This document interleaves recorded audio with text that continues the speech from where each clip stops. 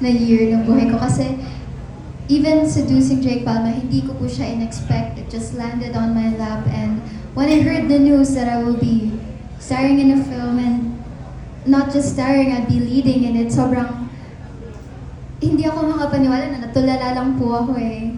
Tapos parang I had to snap back into reality na, wow, ang galing. Lahat ng mga pinagdarasal ko noon, lahat ng pinapangarap ko noon na parang imposibleng makamit, biglang nasa harapan ko na. At that moment, I didn't know how to react, but now that I'm sitting here in this press con with everybody, it seems more real to me. Kahit tapos na po siya, parang I'm still in a limbo. Hindi ko pa siya ma-process, but I'm just super grateful and happy. Tuloy-tuloy po yung blessings na dumarating sa akin. Thankful lang po talaga ako kay God, pati sa Viva, at sa lahat po ng mga nagtitiwala sa akin. Yan lang po.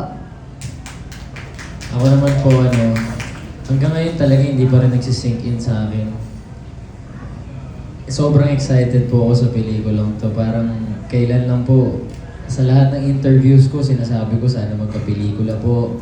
Sana makagawa po ako ng kakaibang pelikula. Tapos ngayon, ipinagkatiwala po sa amin ni Viva itong A Werewolf Boy. Napakalaking pelikula po nito. Tapos sa amin po ni Angela, pinagkatiwala. Tapos isang napakagaling na director pa yung nag-direct. Kaya super thankful po talaga kami. Super, talagang hanggang ngayon kinikilig pa rin ako. Hindi ko pa rin napaprocess na hihilig. Hindi ko napaprocess na may pelikula na po.